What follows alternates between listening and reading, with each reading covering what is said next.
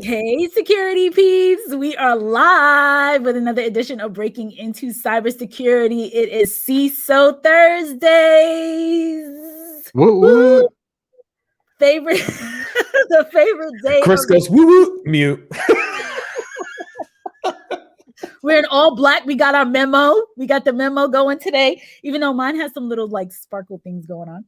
I am Renee Small, cybersecurity super recruiter, helping leaders hire great talent. Mr. James Azar. Good morning or afternoon or wherever you may be in the world. I'm James Azar, host of the CISO Talk podcast and a CISO. Woohoo. Chris Foulon. Cybersecurity consultant and cybersecurity career coach. And Renee, that shirt is sparkly just like your personality. Aw, compliments today, compliments. So we have all kinds of good stuff to kick off with today. We are so excited for a variety of various reasons, but we're going to start off with Chris, who will talk about, before we do that, please subscribe. Please subscribe. I put a link to YouTube in the LinkedIn chat. So every single week we're going to we have to grow our subscribers on YouTube. So excited to be here, but please subscribe to us on our YouTube channel and all the other channels we have. So Chris is going to jump in and talk about our 221 and 2021 campaign. Okay, so far we have 341 people registered, 105 resumes reviewed. So thank you for your patience as our resume reviewers reviewed our resume. We've captured 10 hires, but Mr. James Azar has been slacking on updating some of his hires, so the number is really higher, but I'm going to report what the numbers tell me, and that's what they tell me until he catches up. And I'll give him slack for that until then. Right under this. We do have a bunch of people who've gotten jobs thanks to the initiative that Chris decided to put on steroids. We had a fun little, January initiative. It was comfortable. It was complacent. Chris has ideas. I do. Definitely still pushing, still continuing it. I'll keep reminding the resume reviewers to review whenever they can. I jump in whenever I can as well to review the resumes, and I still have people that reach out to me directly on LinkedIn, and when I can, I'll bump them in and do what I can. But we're still doing it. We're still keeping track. So keep submitting. And so we know we've gotten a ton of resumes in, a ton reviewed. Do you know how many reviewers we have right now? I don't know. We have about 30 reviewers. Yeah. So the awesome part about this is that it's such a community effort. Everyone is just donating their time to come in and review resumes free, and just help folks break into the industry. So we're super excited about that.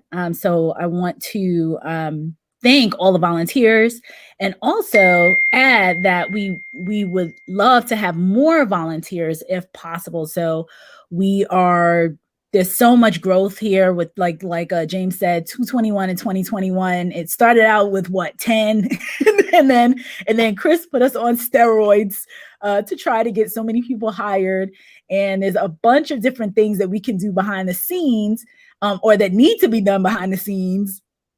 Things like updating the tracker. I mean, there's so much work to be done to help to continue to get people jobs. So if anyone is interested, reach out to us. We are totally, would love to have some volunteers kind of help us manage the process. So that is cool. And now we will jump into our big announcement. It's big announcement time. Big announcement time. We need on confetti. Those shows, right? I can't wait to get my Rodecaster Pro, because I'll have like the little sound like big announcement time. And we need a production going on here. That's what I feel like. We're about to get there. We're about to have a production. Okay, so so I want to make everybody aware that the Breaking Into Cybersecurity podcast and the Cyber Hub podcast is coming together. So we are officially getting married. We were married earlier this week. We're now consummating our marriage live on air. Or at least publicly sharing it with everyone. Oh my God. We are consummating the marriage like this. I feel we need Naomi here for this because I'm like one woman, y'all. I mean, this is a lot going on. So we are. I'm not going there. Chris is like, I'm keeping my marriage.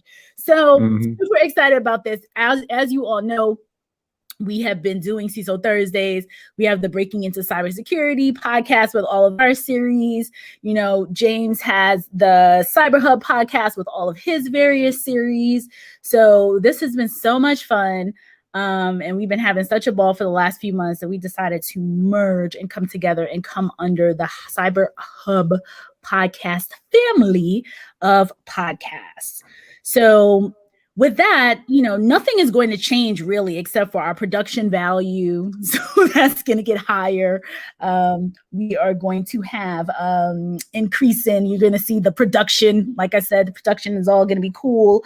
What else can we talk about, James, that's going to change and get better? We're still gonna have the same mission, vision, and values when it comes to delivering content. We're still gonna have useful information, amazing guests on, and sharing the latest and greatest. Yeah, only now we can walk you through your entire cybersecurity journey from breaking into it all the way to when you become a CISO and well beyond. And right? well beyond. And well beyond. But yeah, it's going to be a lot of it's a blast for us specifically, but I'm more excited for our listeners because it's going to be such an awesome like not change but upgrade. Right, that's the word, upgrade. Right, we're going to be upgrading. My shows are going to be getting upgrades thanks to Chris and Renee, and I can't wait to, you know, as we start over the next few weeks of really putting all of these things together. You guys are going to absolutely love it. So it's going to be a blast. It's going to be fun. Mahfouz says, "Well, if it isn't my favorite LinkedIn podcasters," he did put a U in favorite.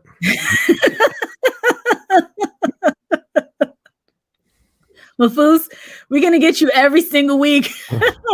He's already asking what controversial stuff you're going to bring up today, James. Exactly. He also put you in controversial, I believe. No, he did not. No, he did not. Sorry.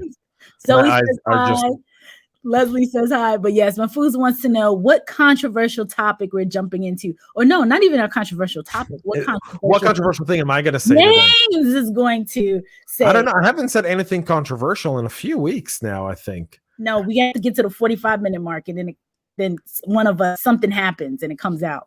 It does. It does. You want to talk about liberal art degrees? Yeah. Well, wait.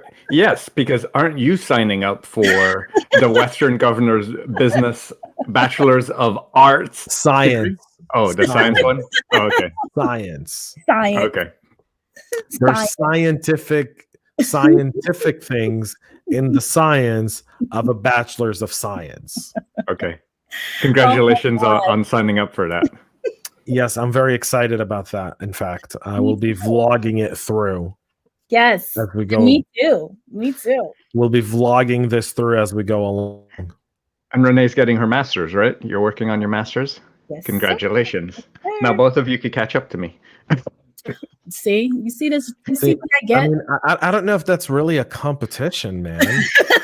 There is no competition. I know a lot of people with a lot of degrees that, you know, an ant is a lot smarter than they are.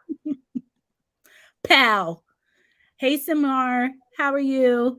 John Dela Cruz says, when James this is continuing, the nightmare's continuing. He should be in a paisley shirt. We have to kick it off with that. That's another topic that we're bringing up, the paisley shirt topic or the flowery shirt topic. Well, let's bring that up. Yeah. So I'll break it down. I did the Tech Town Square last night with my co-host Eddie, and Eddie wears these awesome, like unbelievably amazing, amusing paisley shirts. And for those that are watching any show that I do ever, I'm pretty much always in black. So my entire wardrobe is black t-shirts. Like it's really funny, but if I ever took a picture of my closet, it looks like I own a funeral home. Right? Or I'm a bouncer at like a really trendy nightclub in like a really cheesy, Jon Favreau movie. So either way, At the Steve Jobs. Steve Jobs didn't wear black t-shirts. He wore black sweaters or turtlenecks. Right. Steve Jobs was like the king of turtlenecks. Turtlenecks. It was the turtlenecks. Yeah. It was the turtleneck. Zuckerberg was hoodies. But anyways, Memorial Day and Memorial Weekend is about 2 months away. And for those who aren't stateside, Memorial Weekend is the one day a year we remember those that have paid the ultimate sacrifice for our freedoms, the veterans who've lost their life in conflict and in wars to keep this country, free. And so I'm going to do a fundraiser. And the idea of the fundraiser is we'll have a money goal. And I think John yesterday, I think in the whole group had like almost $400 raised. So we're already ahead of that. So I'm gonna do a money goal. We're gonna do $1,000 goal, a $2,500 goal, and a $5,000 goal. The $1,000 goal is if we hit the $1,000 goal, I'll wear a paisley shirt for a Tech Town Square, and Eddie will wear a black shirt. If we hit 2,500, I'll wear a paisley shirt for a Tech Town Square, and I'll wear one paisley shirt to my morning show, any show you select. Now, if we hit the $5,000, the $5,000 come on the show with a paisley shirt too. Yeah, we could. Yeah, totally. And for $5,000 for an entire week, I'll wear any shirt anyone sends me on any broadcast I do, including any recordings during that week. And we're going to donate either to probably to the Wounded Warrior Project. And there's an additional fund that I'm going to set up a goal for, which is a scholarship fund for the kids whose one of their parents perished in combat. So those will be the two funds I'll be setting up over the next few weeks. And we'll start this once we hit it, even if it's before Memorial Weekend, it'll kick right off. When we hit 1,000, I'll wear the first one. If we hit 2,500, we'll do the second piece, and at $5,000, we'll do the whole thing. So you really do get me out of my black t-shirt for a good cause. That'll be fun. I cannot wait to see you in full colors. Mahfouz says, will there be any redundancies as a result of this particular merger? Only joking. Great stuff, guys. No redundancies. What redundancies? We don't have any redundancies today. Yeah. It's because he adds use to stuff, so he's constantly seeing things, Mahfouz. So speaking of veterans, did we want to talk about the news from Microsoft where they're offering free training for veterans? Yes, they are. And I want to post that link here. So Microsoft is offering free training to anyone who's a veteran to learn Microsoft products. Give me just a moment. I'm going to share this right here on the feed, folks, in the comments here in just a moment. Chris, you want to talk about that while I do that, please? Yeah, absolutely. So they'll be sharing access to the Microsoft Software and Systems Academy, where it provides access to different variety of courses for military and the veteran community, including those that are transitioning. So reach out to them for more information. Definitely a great opportunity, and Microsoft helping to give back to the communities that they serve. There's also several similar trainings from other cloud providers, but I wanted to highlight the Microsoft one since it recently came out in the news. But we're always keeping an eye out for resources for veterans to help them with their transition. Yeah, so that's Microsoft has something. Palo Alto's got it. AWS has it. A bunch of companies do have those, so check those out. I did post the link in the comments right here, so you guys can see that and use that link. Yeah, and as you all know, any way to get free training is a wonderful thing when it comes to building up those tech skills. So Well, and it's skills you need. You're going to meet people in those trainings too that can open doors for you to get jobs and really kind of help you with your transition. Yep. And that's another bonus. Well, that's the big component too. You know, when you do these things with Google and many of these organizations, they're looking to hire people. Hence why they're putting these things together. So always a good piece of information. Someone here says, always jump on for CISO Thursdays when I can. I don't know who that is. I'll tell you who that is here in just a second. Afternoon, everyone. That's Ashley Mafus again. Quote, it looks like I own a funeral home. Mafus is just trying his best. I love his sense of humor. Me too. That's Nick. Nick said, always jump on for CISO Thursdays when I can. Yes. Great to see you, Nick. Solomon says, I'm wearing black too. All black everything, baby. New York City. Isn't that Jay-Z? Like, that, doesn't Jay-Z say that in one of his songs? Like, all black everything? Yeah. All black everything. That was his song with Kanye West, right? I don't know. Maybe. I think so. Wasn't that the song with Kanye? Yeah, it was. It's possible. Okay, questions for James. CISOs intrigue me. Any CISO I've so far come across talks about how it robs them of their free time and how there's little to no downtime. Is it that time intensive? Can one not be a CISO without giving up a colossal chunk of family time? That's a great question. That's a wonderful question, Mahfouz. So I'll tell you this. There's a maturity of an organization when it comes to cybersecurity, and also the maturity of a CISO in terms of running a team. So a good amount of CISOs are underfunded. And so because they're underfunded, they're having to deal with a lot of different things. And I don't want to lay judgment on other CISOs, Mahfouz. So I will say that I'll tell you how I do it. I hire really, really good people, and I trust my good people to do the job I hire them to do the best way possible.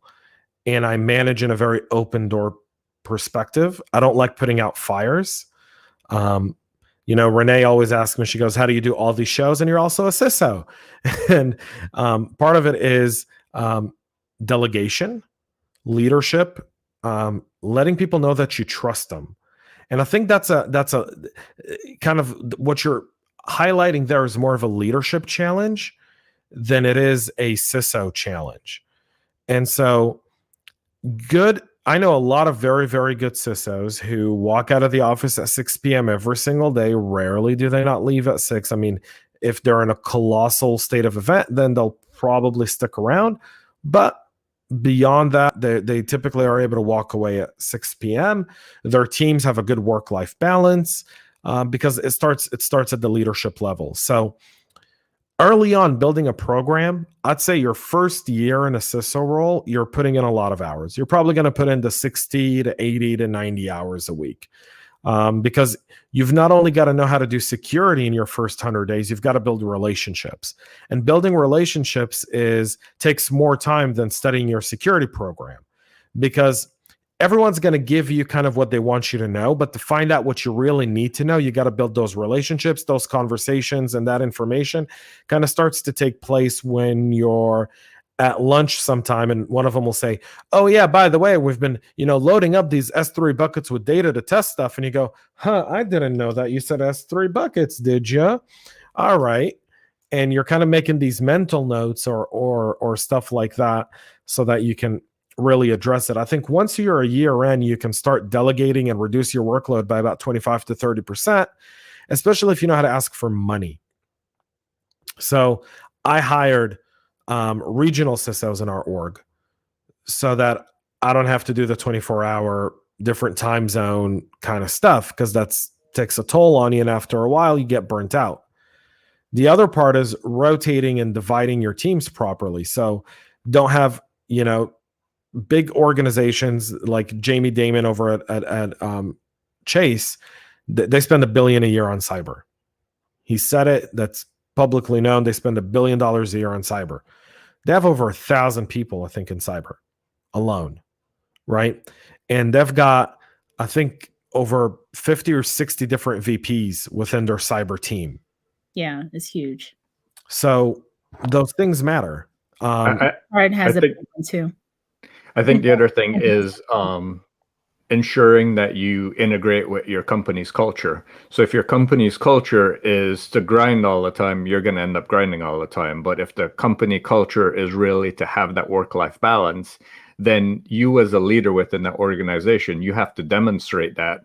Otherwise, those underneath you are going to follow you. So you really have to emulate what the company culture is.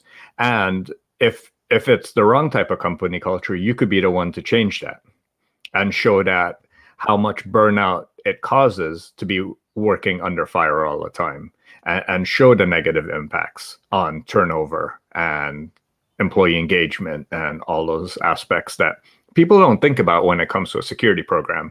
Because if you have burnt out people, stressed out people, they're more likely to make mistakes. They're more likely to click on phishing. They're more likely to be susceptible to bribery. You name it, there's so many repercussions from having an overworked, undervalued workforce.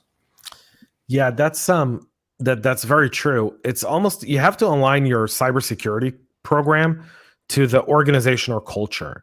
And a lot of CISOs are talking about that now. The idea of what is the company culture and how do I align my company culture to our cybersecurity program? And that's important. But I think to Mafuz's question is it that time intensive? Yeah. I'll tell you why it's time intensive, Mafuz. It's not really the job of the CISO. It's having to constantly know and read.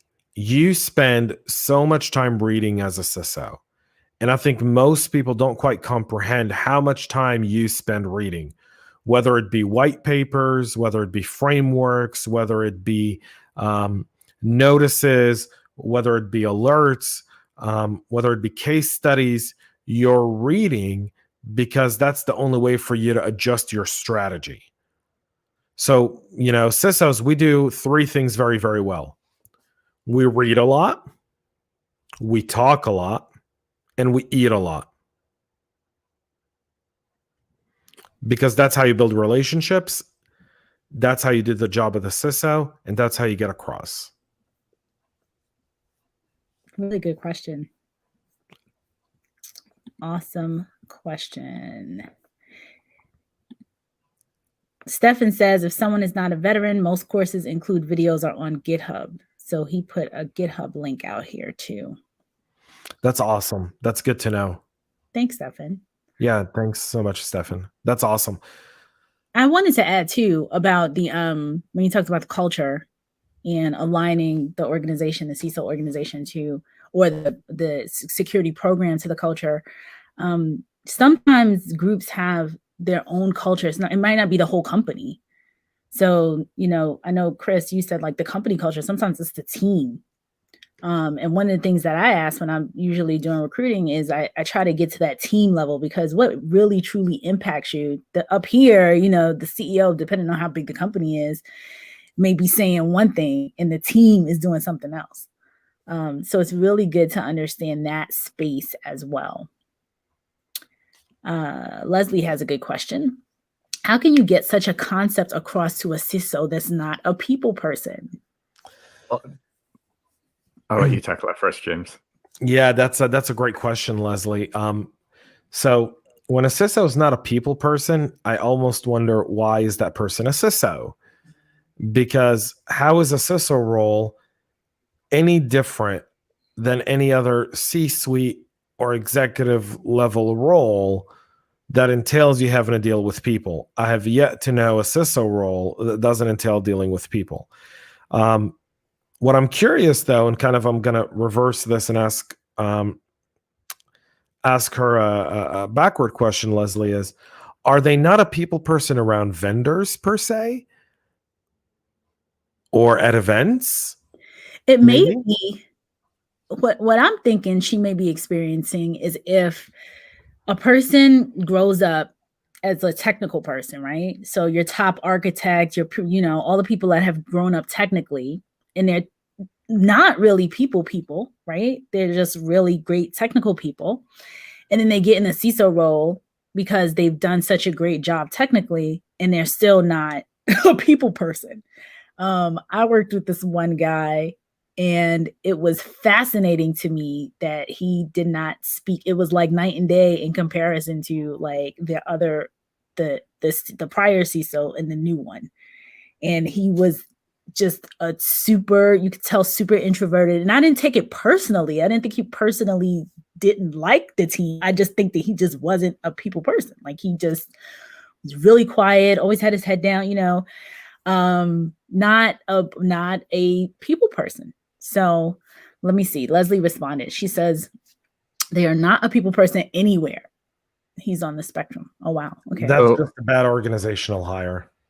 Yeah. Well, I mean, so it could be that the organization needs that technical person leading it, but that CISO then probably reports to a CIO or a CTO that can help with the people aspect of it. Many startups will have a CISO that might be more technical, and as they grow up, then you end up evolving the role from a technical role to a more people-oriented role. If you're going to want to tackle business challenges, you're going to have to step out from the technical, and you're going to have to step into the people aspect, the risk aspect, and not just the technical. Yeah, for sure. For sure. Justice says, I love hearing you guys talk. Thank Justice.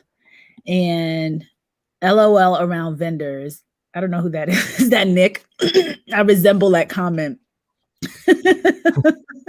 So around vendors, I'm not a people person when vendors aren't around.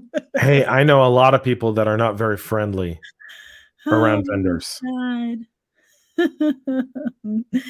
Mafu says, thanks for the answers, James, Chris. Read a lot, talk a lot, eat a lot. Duly noted. It's the best job on the planet. That's right. We need more people growing into CISOs. So yeah, but I think people need to understand, like, we all got to eat a lot down tight, man. Me too. Double chin here. Yeah. Not all of us can go to Orange Fitness like Chris. Right. And, exactly. Exactly. We all don't have that time and luxury. 19 pounds. Oh, time. Let's talk about that. I prioritize my health and my fitness. So I wake up at 5 a.m. to make sure I could get my daily physical activity in, at least a half hour to an hour every single day, because that primes me for my day. And if you prioritize it, you get it done. Just like you write your goals every day, Mr. James. I know you do. If you prioritize it, you will get it done. So I'll tell you this. I do, I used to do CrossFit, and now I'm getting back into Muay Thai and Krav Maga and boxing. And I enjoy martial arts a lot more than I do weightlifting and just HIIT training. I love beating on someone in a ring, man. There's nothing more satisfying. A vendor?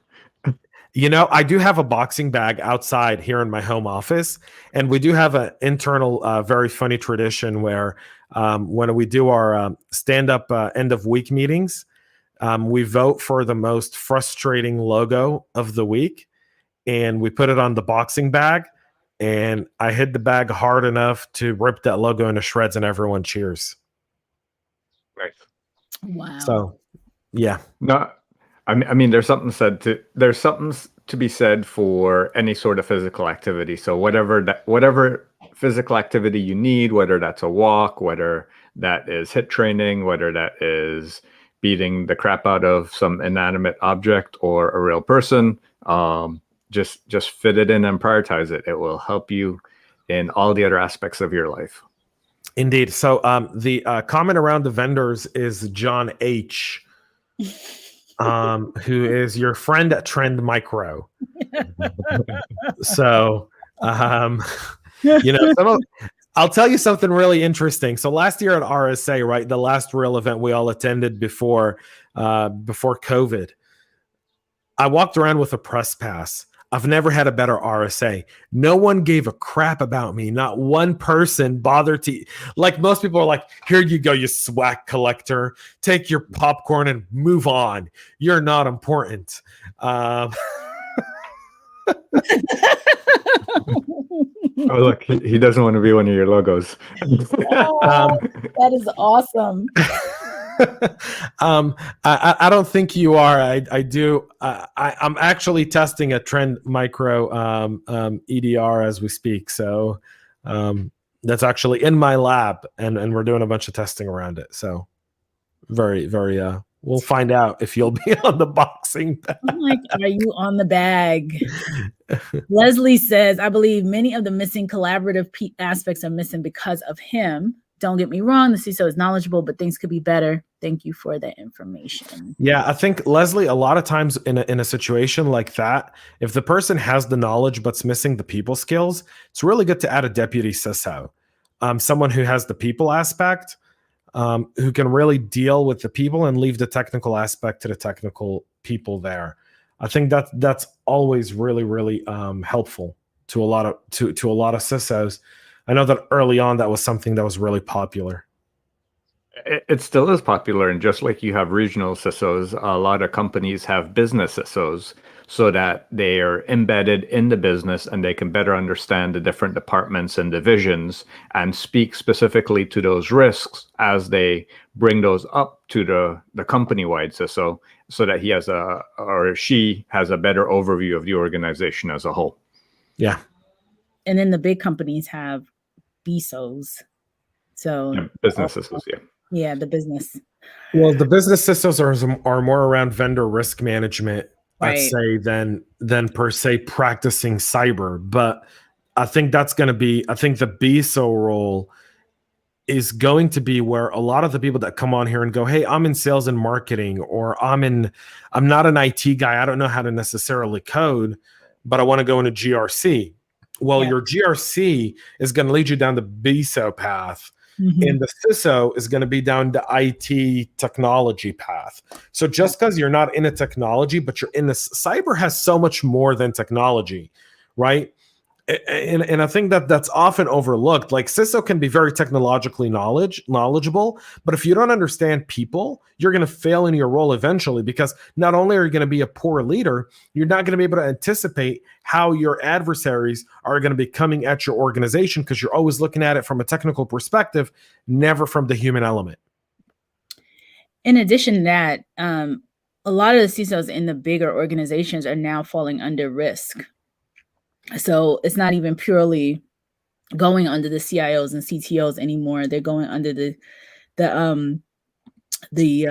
enterprise risk leadership, enterprise risk management, things like that. I know Chris has to run. Bye, Chris. Namaste. Now with my favorite. Now it's just the Renee and James show. This isn't Breaking Into Cybersecurity. All right, screw. We're not talking about cyber anymore. Yeah, look at the real party started. They're all gone.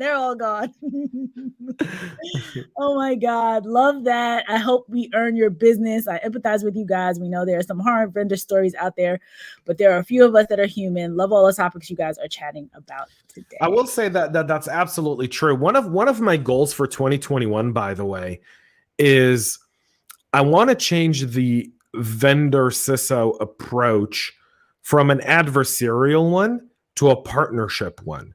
And I want to create the partnership league, which is something I'm working on for the CISO Talk podcast, which is creating the partnership league, which is vendors who are true partners to the security process, right? Because I think that's so important. So important. Right? Because like vendors can be vendors are so useful. It's when it's the right one at the right time, not just spamming everybody and the pitches and the annoyance, but the actual real true partnership is so important, because they could be bringing. Go ahead. It's relationships. It's people like John here, right? Who's, yesterday it was really funny when we were doing the Tech Town Square and we were doing some shout outs, everyone started saying, well, if you're going to wear any t-shirt, I'm going to send you my company X's t-shirt to wear. And I'm like, and I'm going to send you this X t-shirt to wear. And I'm just like, all right, here's some of the cheesy stuff. But at the same time, it was funny. But I think part of the challenge that exists today between vendors and CISOs isn't necessarily the bad vendors. It's the untrained people within these vendors. Yeah. And it's sometimes the founders or the business leaders not really paying attention to the way. So you can hit your numbers, but the question is, are you creating antagonism in there? And the industry has a way of paying you back. That's the thing. Yeah. Yeah. So, Trend Micro, I hope we love you. I love you, John. Send a t-shirt to James to wear. Oh my God. Zoe, she just subscribed on YouTube, which is awesome. Thank you for subscribing. Thank you so much. We need our YouTube subscriptions up. So if we could do that, that'd be great. So I want to ask our audience a question here, because we have some really cool audience. So you guys have, how many of you guys read or listen to cybersecurity news? And how many of you guys have heard about the CNA data IT incident that's been going on? CNA Insurance, the largest, essentially enterprise insurance underwriter in I think in the US. So while they're answering, John had a question. John De La Cruz. Can you answer how that partnership should be established? That would be different from how things are typically done via former LSAs. So, and you know what? I'll read it out, because this is not only video, it's also audio. So John De La Cruz wants to know, can you answer how that partnership should be established that would be different from how things are typically done via formal SLAs? I have an idea in my head about how that would work out, seeking your perspective.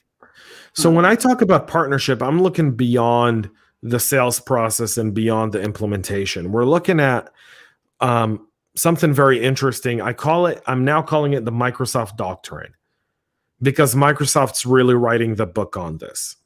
And the way Microsoft is writing the book on this is 70% of the world runs on some way of Microsoft, meaning whether it be email or cloud or collaboration tools. I think, what is it, like Word has like 92% penetration. Excel has like 96% penetration. PowerPoint has like 94% penetration.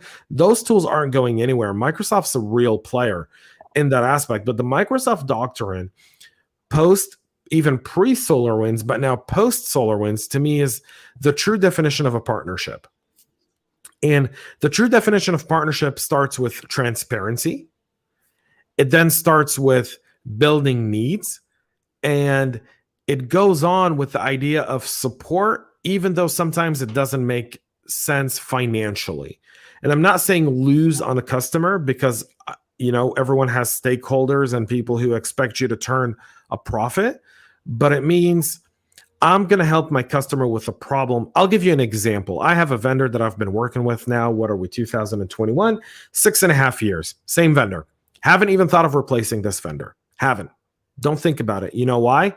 Because when I have a problem, I know that they will put people in that company to help me solve it, even if they don't have the solution for it.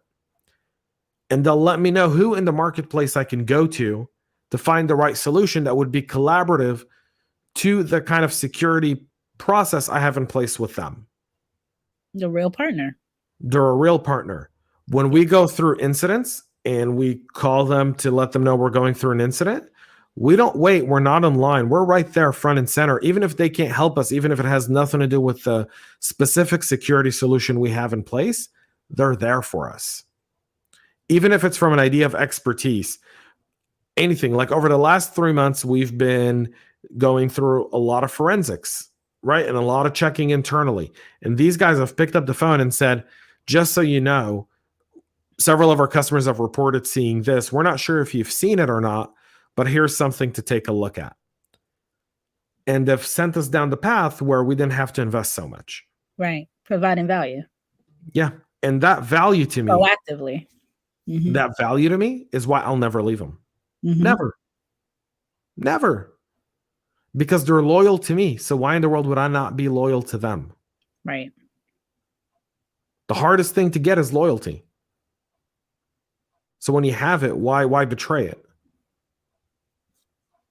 I don't think that people, especially like you said, about the ones who are untrained, don't fully understand that. You don't get that. John, I mean, that's a great question, but I think SLAs are just kind of like, I look at contracts and SLAs as divorce documents and expectation documents. It's kind of like a prenup. This is the minimum you're going to get, or the maximum you're going to get for leaving this relationship, i.e., or not supplying the kind of support I expect from you. In fact, some SLA terminology to me seems almost threatening in ways, right? Our lawyers write it in a way where if you don't give us support by this time, we are entitled to pursue these kinds of remedies. You're like, whoa. But that's how I see those. True partnership is between people. Yeah. It's the relationship part. It is. Great questions today, guys. John says he is finding the best and loudest shirt to send you. Yeah, John, I have a gut feeling between John, David, and a bunch of those guys, I am going to end up with some really funky shirts on this challenge. We told him, we were talking right beforehand, and we're like, what about a tutu? We're like, well, Chris Roberts did the tutu. Like, what can we do to spice up the t-shirts? The paisley, I'm telling you, these guys yesterday were all over Eddie's paisley shirt, and Eddie wears those shirt like, you know, unbelievably well. I'm just not Eddie. I'm not. I'm going to look so funky in those shirts. I already know it. Can you imagine me in a paisley shirt? No. It is going to be fun. Okay, CNA insurance. So it looks like people probably don't know anything about it. So inform us. Tell us what happened. So CNA is going through an IT incident right now. And the IT incident, they're victims of a crime and they're victims of an attacker. I'm not gonna sit here and say they could have, should have. There's not enough information out there to even understand what kind of vulnerabilities being taken advantage of in order to create the incident that they're dealing with at the moment. To me, what's really interesting about CNA is CNA underwrites so many business insurance that whoever the attacker there is, if they were able to exfiltrate any data, they now have all the company's CNA insures and then all of your cyber insurance information. And God, here comes the ransomware attacks for just the amount of money that's guaranteed in your insurance policy. It's so sinister. People don't get this. I had to sit with our CFO on Tuesday and we use CNA. We could very well be targeted. And if we do, they're probably going to be asking us for this amount of money. Right. And all of our vendors. And so we should maybe find out from all the certificate of insurance that we get from our vendors who's using CNA. Right. Because we should keep a close eye on those vendors for the next 12 to 18 months. Right. And how important are they to our supply chain? And what are they doing in the event of a ransomware? And we should now send our auditing team and send them the question that says, hey, we're doing a spot check. What are you guys doing for ransomware prevention? What's your incident response plan for a ransomware attack? Because they're coming. Right. They're coming. Do you think people think the way you do? Do you think your peers or even people that are growing up into security, because listening to this and understanding that people, may sometimes their head is just focused so specifically on the technology versus a situation like this where you have to think 5, 10, 20 steps ahead of, okay, this data has been taken. Now what? What can this person take and what can this person do with this information? Do you think that there are enough people that process like this? So I don't want to say I'm unique. I'm sure there are other people who see what I see. I just don't know if they're they have the same voice or are just as proactive speaking about it as I am. So I'll say that from that perspective. I think you need to be strategic when you're looking to get into cyber. And, you've almost always got to have, I don't want to say a fish's eye view, kind of like you got to be like this, but you've got to kind of be like a pilot or a truck driver. Or if you're in a Tesla, Tesla's got the cameras all around. If you've ever driven a Tesla, you can literally just look on your screen and see the cars behind you. The camera's so good to you can read off their license plates. So there's aspects to that where I think we need to be very strategic in the CISO role. And that kind of goes to earlier when Leslie was bringing up the idea of a CISO not being a people's person. Is your CISO strategic? Are they seeing different business things that take place that could impact your business long term? So, point in case, Facebook did something amazing. I'm about to praise Facebook, so be ready for it. So, Facebook's cybersecurity team was able to find out that the Chinese Communist Party was launching through fake Facebook profiles attacks targeting Uyghur Muslims who are outside of China. Now, Uyghur Muslims in China are going through a re-education camp. Some of them have gone missing. There's a very serious issue, a human rights issue going on in China, not only in Hong Kong, but also in Western China and in part of China where there's a Muslim majority. And then the world isn't hearing about it, but in cybersecurity, we see it all the time. So they were using Facebook to target descendants of Uyghur Muslims that are residing all over the world, including the US. And they were sending them links, sending them to websites with a watering hole attack. And then those watering hole attacks were downloading malware and they were spying on their entire communication. Mm. So Facebook actually recognized these attacks, followed it through, and shut down those accounts. We in cyber have to be strategic. We saw something like this and we go, all right, who in our organization besides me is very outspoken about these issues? And we have people who are of Uyghur background through our supply chain organizations that we work with globally. So could they have been targeted by China, and could that have an impact on our organization? Right.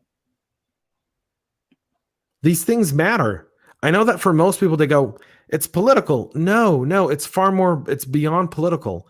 Yeah. I know it's easy to turn it off when people say politics, but we're not getting into politics, or we're not saying there's something definitely wrong with a nation state spying over a minority they're prosecuting across the entire world. Now, I'm saying that not to say that we don't do that in the US either, right? Because we do,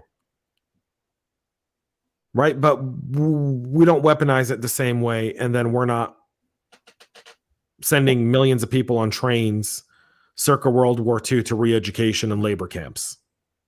Right. Question here. I have 2 years in information systems. When I get into an interview, they don't believe me that I have such experience, or information security, sorry. They always offer the beginner level job, and I have much more than that. I can work with all the teams like SOC, pen testers, API, mobile apps, web, network, firewalls, and specialty. I do forensic analysis and investigations, did a lot of incident response and compromise assessments. I can give inputs and risk assessments, and I'm taking my OSCP exam in May. And I don't know what the rest Let me refresh it. I'll pull the comment right here. Okay. Just a moment. I am pulling it up. I think, does he say I'm cursed? Am I cursed? I'm wondering. I'm feeling like that's what it is. Let me see. So this is Rashid, who said this, man. By the way. Am I cursed that I have info on these skills? What do you both say on that? So Rashid, man, I'm so sorry you're going through that. I'll let Renee answer this from an HR perspective first. Yep. So, Rashid, it sounds like you might be applying or interviewing. It may be an interviewing challenge.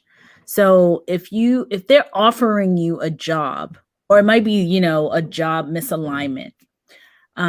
There's something if they're offering you a job, that means that they know you have a certain level of skills. So you're getting to the job offer, which is positive. That's a really, really good thing.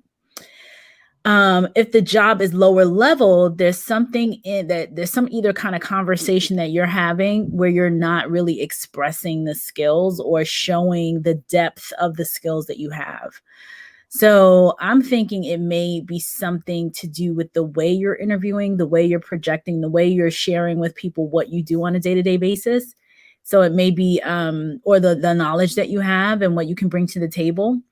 So it may be something around interviewing strategies to really show like the impact that you've made, the things that you've done, and not just like a laundry list of for whatever, however they're asking the questions, the way you're answering them, it sounds like that they're saying, oh, this person isn't senior level enough for the role. So they want to bring you in, but they want to bring you in at a lower level. That's what I'm taking away from this. So yeah, it might be an interviewing strategies kind of course or connecting with people to mock interview. I know that Naomi Buckwalter was doing a lot of that, mock interviewing with people so that you get a feel for, okay, this is if I'm interviewing somebody at a mid-level, the questions I'm going to ask them are going to be different to the types of questions I will ask the beginner. Or I may ask the same questions, but I'm looking for a different response from the mid to senior versus the beginner. So it may need that you just need some more help in that area. James, you want to add anything? I think you answered that perfectly. The one thing I will add is the fact that you know so much about all these different things makes it hard for sometimes an organization to place you in a role. And so they end up wanting to say, here you go, start here and we'll see how you're doing. And I think that's I can't tell you how many CVs I've looked at in part of our 221 in 2021 where, they list all their different expertise, and I'll reach out to the candidate and I'll ask them, what role are you applying for? And they'll go, well, I'm not sure. And Renee and I here both disagree on this, but I firmly believe that if you're going to apply for an analyst role, you should have a CV that highlights your abilities as an analyst. And if you're going to apply for a pen tester role, you should have a CV that highlights your skills as a pen tester. And if you're applying for a business development role, you should have a CV that highlights your business development skills. Because a lot of us are cross-trained and multi-trained because we're curious individuals. Yeah, I disagree. So I know we do. I know we disagree on that one. We disagree. I think you should have one resume and it highlights all the different things as much as you are putting into it, especially at this level. When you start to get more seasoned, I think, obviously you get more specialized. But with 2 years experience in security, I mean, it's not that far away from beginner. And I don't know if you already have experience and then you were already, for example, like in IT doing something maybe as a developer or something else, and then you moved into security, which is different than someone who's like completely fresh out of high school, fresh out of zero experience prior to getting into the field. Because when we look at the companies, especially when you're looking at larger companies, right? When they look at someone who is a beginner, so to speak, it's 0 to 2 years. So the mid-level, the next level up is 2 to about, 5 or 7, depending. So you could be right on that cusp where the quote unquote beginner, you may be thinking beginner like super duper beginner, but a lot of times these roles have levels of quote, and I'm air quoting beginner, right? So in that 0 to 2 year band, for example, you have people who are completely brand spanking new, like never worked anywhere, did, just pure education. And then you have people that have been around for about 2 years and they have some experience and they have some, they've been doing it for a while. So it can be, depending on the org, beginner, so to speak, could be different based on different companies. But I think it's an interviewing challenge. I think it's interviewing skills. Okay, final question before we jump, because we're at the top of the hour.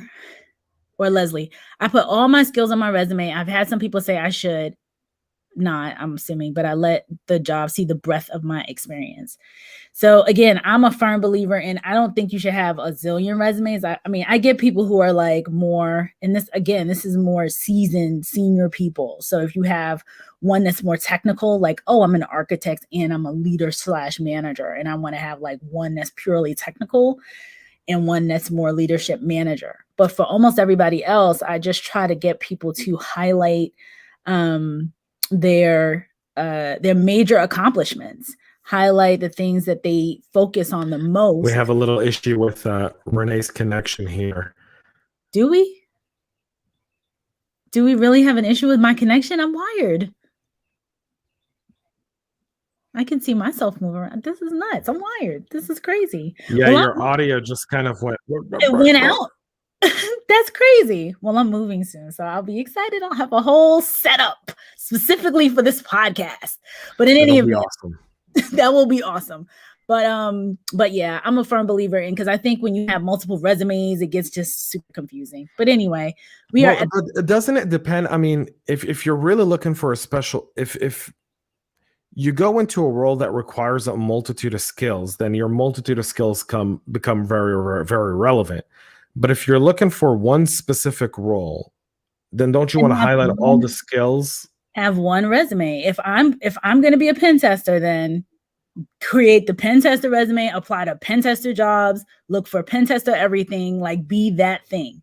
But if you are kind of looking for an analyst and you don't fully understand all of security, and you don't fully know what you want to do yet, you want to get your feet wet in different areas, then a more generalist resume is beneficial. What I think happens is people spend a whole lot of time on resumes, and then the social media aspect and all the other things that they should be really focused on and doing gets to be they bury their head in the whole resume space and have 17 resumes, and then they can't remember which resumes apply to which job. And especially when you're applying to big companies, if you're applying to Chris is working at Capital One, they're huge. So there's going to be all these different jobs. So you're going to have like 7 different resumes applying to 7 different roles. And then a recruiter. So to kind of give you that, I think that's the lack of clarity from a candidate. And that's why they never land the role. Yeah. Right? Because they're looking for 7 different jobs. I think if one or 2 or even 2 different roles, because right. So you can have 2 different CVs. I'm not saying have 7. No, but people have that. They have like all these different ones, and they're like, okay, I'm applying to analyst, I'm applying to this. I'm like, whoa, this is nuts. I can see that. I've changed James's mind. Woohoo! And CISO Thursdays is done. I win. Folks, this has been fun. James, this has been a blast, just me and you. I feel like we need to do a me and you thing. I think I'll be back doing my live Fridays at 11 a.m. Not tomorrow or next Friday because of Passover, but the Friday after that. You should be like, you and I should do our live Fridays together. I like that. I like the sound of that. That'll be a lot of fun. This will be a lot of fun. It will be a lot of fun. All right, folks. See everybody next Thursday on CISO Thursday. Thank you so much for everything. Bye, everybody. Bye, everyone.